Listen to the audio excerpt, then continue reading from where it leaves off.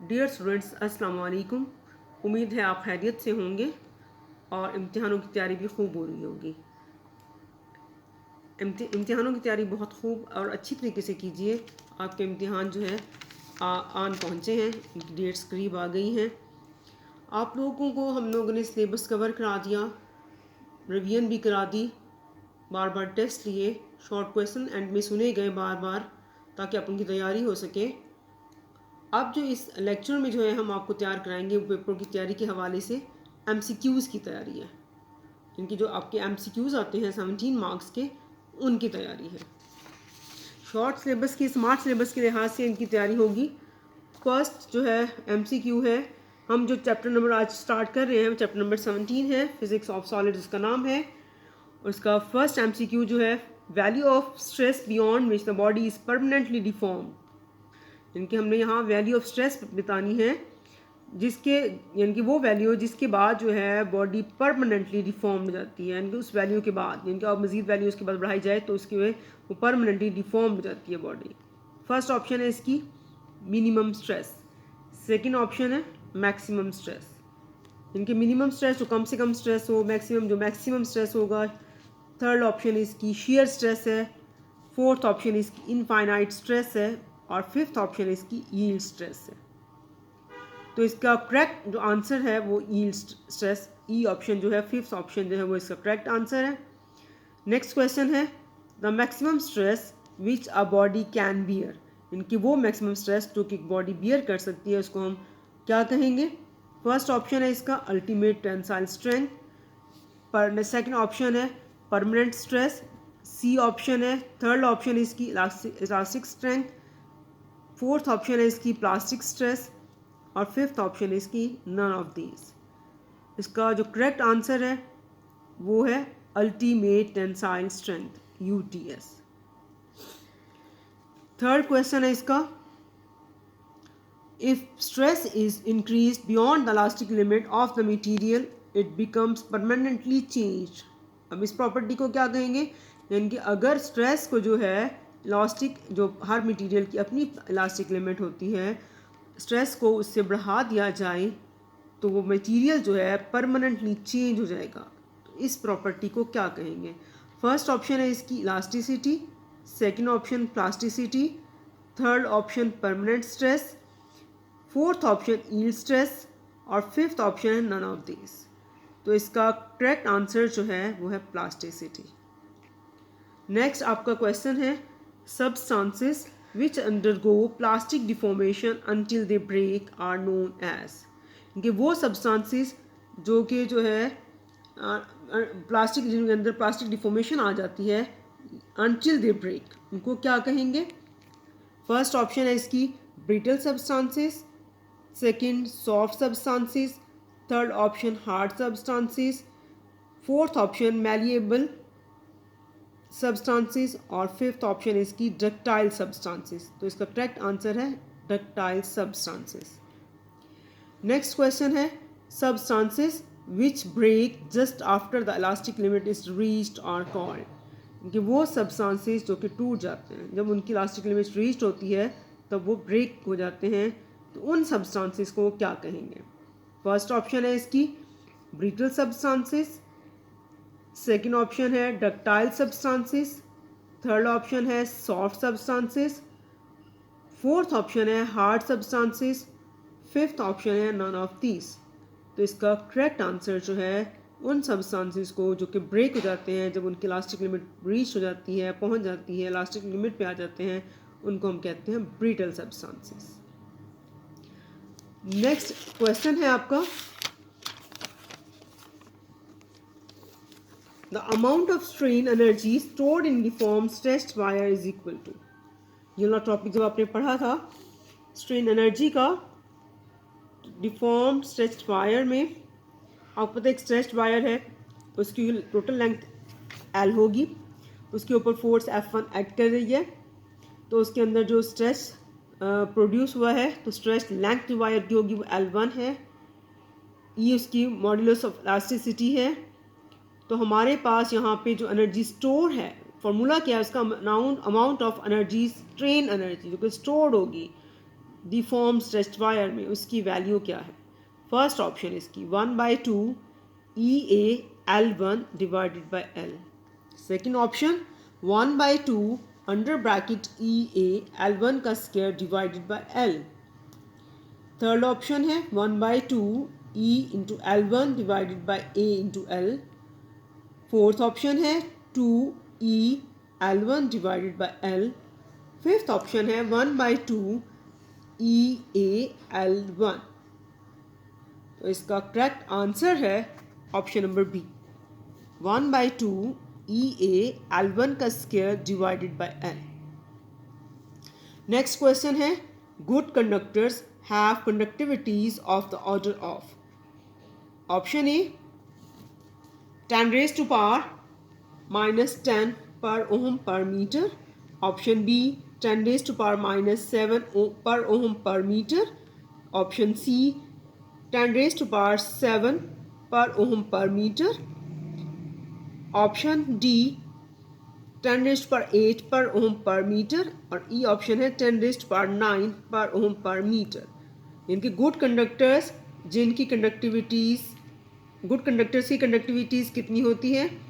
इन options के मुताबिक correct answer है 10 raised to power C option इसका करेक्ट आंसर है 10 raised to power 7 per ohm per metre.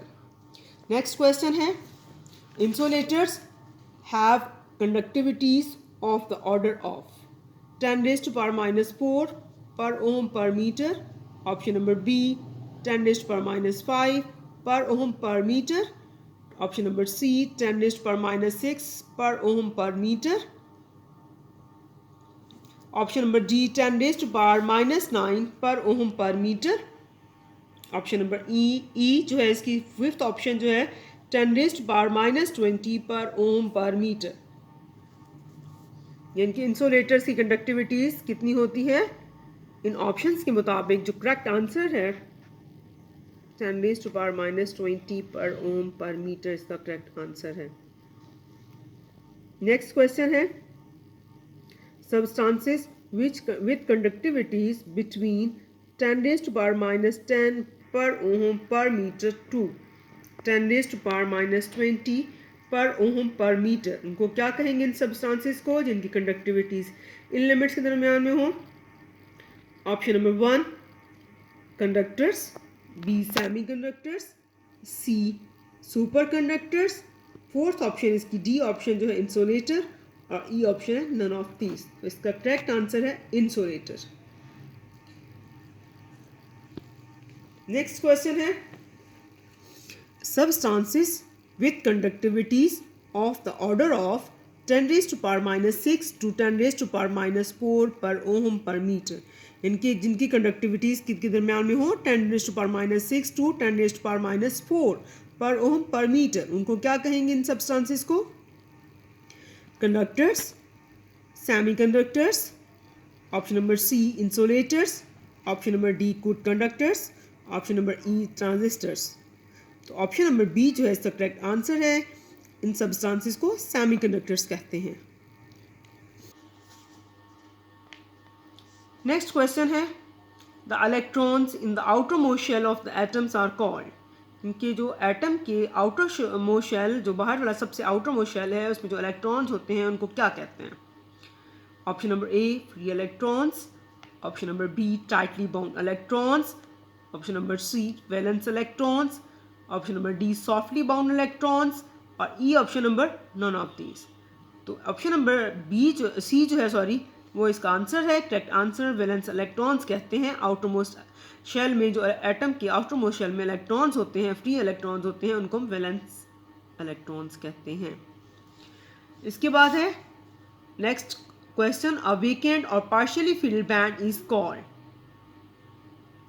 First option है इसकी Fermi band, B option valence band, C option forbidden band, D option conduction band, E option semi band. तो conduction band इसका correct answer है। Next question है the band above the valence band is called. इनके valence band से above जो band होगा उसको क्या कहेंगे? First option covalent bond, B convection band, C forbidden band, D occupied band, D conduction band. इनकी जो बैंड वैलेंस बैंड से अबव होगा उसको हम क्या कहेंगे? तो ऑप्शन नंबर ई जो है करेक्ट आंसर है, यानी उसको कहेंगे कंडक्शन बैंड। नेक्स्ट क्वेश्चन है forbidden energy gap between conduction band and valence band in a conductor is. First option यानी कि forbidden energy gap conduction band और वैलेंस बैंड के अंदर क्या होगा? एक कंडक्टर के अंदर 0, option number A 0, option number B very small, option number C very large, option number D neither very large nor very small, option number E none of these. तो इसका correct answer है 0, यानी कि इनके दरम्यान में कोई गैप नहीं होता। नेक्स्ट क्वेश्चन है the process in which a small amount of atoms of a suitable element are added as impurity into the pure semiconductor lattice is called. इनके वो प्रोसेस जिसमें हम एटम्स की सूटेबल एलिमेंट के small amount of atoms को add करते हैं as impurity pure semiconductor के अंदर, तो इस प्रोसेस को हम क्या कहते हैं? Option number A radiating, option number B doping, option number B mixing, option number D dropping, option number E insulating. तो इसका सेकंड आंसर जो है, सेकंड ऑप्शन जो है वो करेक्ट है, क्योंकि इस प्रोसेस को जिसमें हम स्मॉल अमाउंट ऑफ एटम्स को जो है सूटेबल किसी भी सूटेबल एलिमेंट के स्मॉल अमाउंट ऑफ एटम को एज इम्प्योरिटी हम ऐड करते हैं सेमीकंडक्टर लेटिस में, इस प्रोसेस को हम डोपिंग कहते हैं।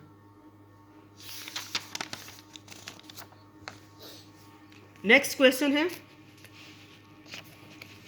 Pure form of semiconductor is called. Option number ए इनके जो सेमीकंडक्टर जो है उसकी प्योर फॉर्म को हम क्या कहेंगे? Option number A N type semiconductor, option number B P type semiconductor, option number C intrinsic semiconductor, option number D extrinsic semiconductor, option number E none of these. तो इसका correct answer है intrinsic semiconductor. इसको क्या कहेंगे? Semiconductor की जो pure form होगी उसको इंट्रिंसिक सेमीकंडक्टर कहते हैं, इंट्रिंसिक सेमीकंडक्टर। नेक्स्ट क्वेश्चन है doped semiconductor material is called. यानी कि जो डोपिंग का प्रोसेस होगा जिस मटेरियल में, उसको डोप्ड सेमीकंडक्टर कहेंगे। उसको जो वो डोप्ड सेमीकंडक्टर जिसमें हमने इम्प्योरिटी ऐड की है, तो उस मटेरियल को हम क्या कहेंगे? फर्स्ट ऑप्शन है एक्सट्रिंसिक सेमीकंडक्टर, बी ऑप्शन है इंट्रिंसिक सेमीकंडक्टर, सी ऑप्शन है N type semiconductor, D option है पी टाइप सेमीकंडक्टर और ई ऑप्शन है नॉन ऑफ दीज। तो हमारे पास इसका करेक्ट आंसर है इनकी जो डोप्ड सेमीकंडक्टर मटेरियल है उसको हम कहते हैं एक्सट्रिंसिक सेमीकंडक्टर, यानी कि option number A is correct. इसके बाद है next question pure element silicon and germanium are. क्या है ये? ऑप्शन नंबर ए यानी कि प्योर एलिमेंट जो है सिलिकॉन और जर्मेनियम उनको क्या कहते हैं? Option number A extrinsic semiconductor, B intrinsic semiconductor, C diodes, D conductors, E insulators. तो इसका करेक्ट आंसर है इंट्रिंसिक सेमीकंडक्टर। नेक्स्ट क्वेश्चन है a semiconductor form by the addition of pentavalent impurity is called. यानी कि एक ऐसा semiconductor जिसमें हम पेंटावेलेंट एलिमेंट के एटम्स को एज ए इम्प्योरिटी ऐड करेंगे। पेंटावेलेंट एलिमेंट जिसका ताल्लुक फिफ्थ ग्रुप से होता है, आपको पता है, उसका पता होगा पेंटावेलेंट एलिमेंट का फिफ्थ ग्रुप से ताल्लुक रखता है। तो उसको जो है सेमीकंडक्टर को जो सेमीकंडक्टर बनेगा by the addition of pentavalent impurity, उसको हम क्या कहेंगे? Option number A diode, option number B transistor, C option है N type semiconductor, D option है P type semiconductor, E option है रेजिस्टर। करेक्ट आंसर है इसको N type semiconductor. Next question है इसका a semiconductor formed by the addition of trivalent impurities called. इनकी जो trivalent elements जो है उनके जिनके आउटर मोस्ट शेल में 3 इलेक्ट्रॉन्स होते हैं, उनको एज इम्प्योरिटी ऐड करेंगे हम सेमीकंडक्टर मटेरियल में, तो जो सेमीकंडक्टर बनेगा आफ्टर डोपिंग उसको हम क्या कहेंगे? Option number A diode, option number B transistor, option number C N type semiconductor, option number D P type semiconductor, और ई ऑप्शन है रेजिस्टर। तो इसका करेक्ट आंसर है पी टाइप सेमीकंडक्टर, यानी कि जो है जिस सेमीकंडक्टर में ट्राइवेलेंट एलिमेंट्स को एटम्स को शामिल किया जाए एज इम्प्योरिटी, तो वो जो नया सेमीकंडक्टर बनेगा उसको हम पी टाइप सेमीकंडक्टर कहेंगे। आज के लिए इतने एमसीक्यूज़ काफ़ी हैं। एमसीक्यूज़ की तैयारी के लिए स्टूडेंट्स एक बात याद रखिए कि आपने बुक जो है बहुत अच्छी तरह रीड करनी है। बुक आपको इतनी अच्छी रीड होनी चाहिए कि आप उसका पॉइंट टू पॉइंट आपको समझ आना चाहिए। रीडिंग कोई लफ्ज़ ना छोड़ें, कोई लाइन ना छोड़ें। अगर आप इस तरह से उसकी रीडिंग करेंगी, समझ कर पढ़ेंगी, तो आप जो है एमसीक्यूज़ बहुत आराम से सॉल्व कर सकती हैं। Best of luck. Thank you. अल्लाह हाफिज़।